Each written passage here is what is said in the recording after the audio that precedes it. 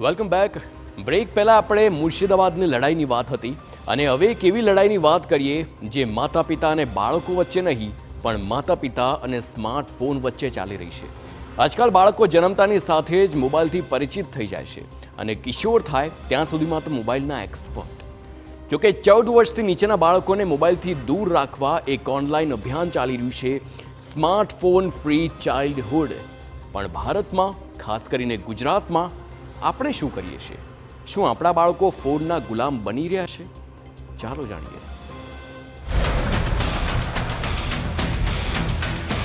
14 વર્ષથી નીચેના બાળકોને મોબાઈલથી દૂર રાખવા એક ઓનલાઈન અભિયાન. સ્માર્ટફોન ફ્રી ચાઇલ્ડહુડ અભિયાનને જોરદાર પ્રતિસાદ. 6 મહિનામાં 1 લાખ માતા પિતાએ અભિયાન સાથે હાથ મિલાવ્યો. આમ તો આ સ્માર્ટફોન ફ્રી ચાઇલ્ડહુડ અભિયાન બ્રિટનમાં શરૂ થયું છે, પરંતુ ચિંતા આપણા ભારતની અને ગુજરાતની પણ એ જ છે, કેમ કે અહીં પણ 14 વર્ષથી નીચેની ઉંમરના બાળકો મોબાઈલના વળગણનો શિકાર છે. ખેર, બ્રિટનની વાત કરીએ તો સપ્ટેમ્બરમાં વાલીઓ માટે અભિયાન શરૂ થયું છે, જેમાં માતા પિતા પ્રતિજ્ઞા લે છે કે તેઓ બાળકોને 9મા ધોરણ સુધી ફોન નહીં આપે અને 16 વર્ષ સુધી સોશિયલ મીડિયાથી દૂર રાખશે.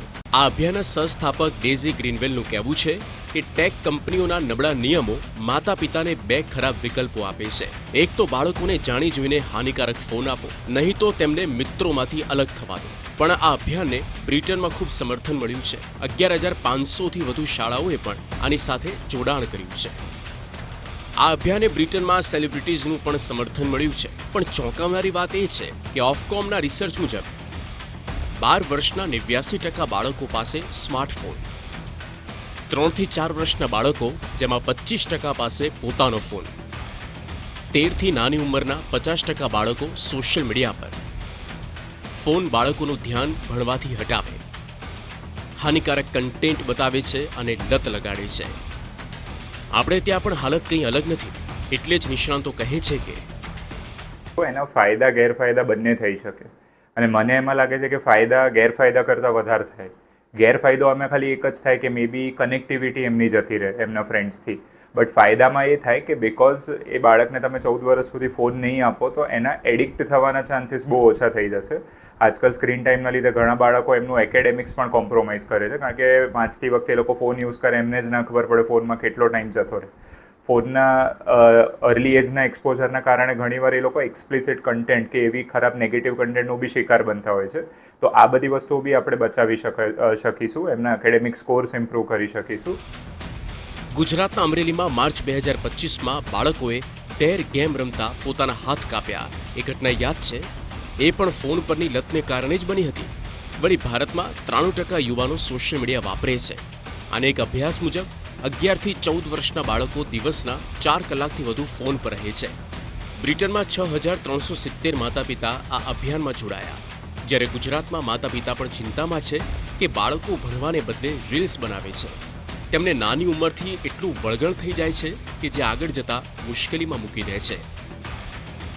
આ એ સમય છે જ્યાં એ લોકોનું બ્રેઇન ડેવલપ થાય છે, જે આપણે કહીએ કોગ્નિટિવ ફંક્શન્સ એ ડેવલપ થાય છે.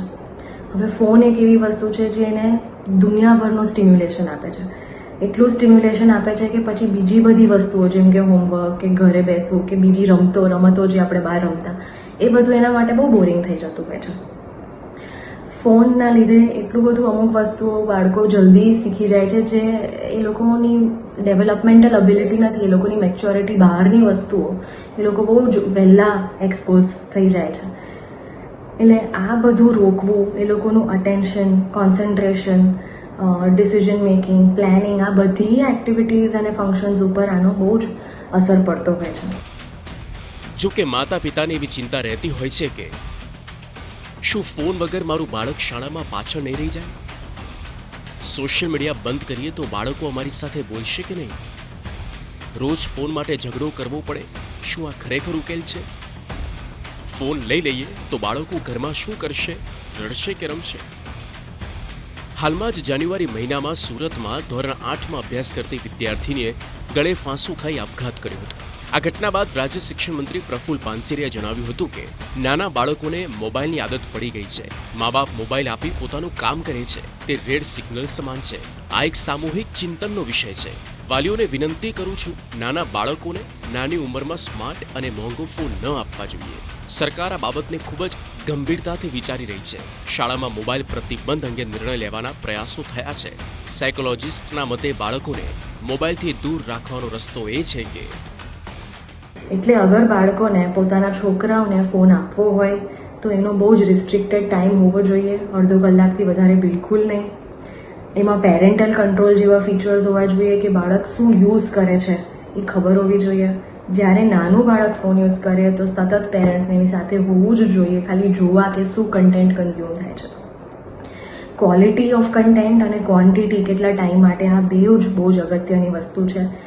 બાળકને કોન્સ્ટન્ટલી એના દીકરાને દીકરીને સમજાવતું રહેવું પડે કે આ રિયાલિટીથી કેટલું અલગ છે, શું ડિફરન્સ છે, અને આ બેયને એક માનીને ન બેસે. આમ ગુજરાતમાં પણ સરકાર આ અંગે ગંભીર છે. ત્યારે માતા પિતાની સાથે સરકાર પણ પ્રયાસ કરે તો આવનારા સમયમાં બાળકોને આપણે પાછું બાળપણ આપી શકીશું. જિગ્નેશ પટેલ સાથે બ્યુરો રિપોર્ટ, TV9.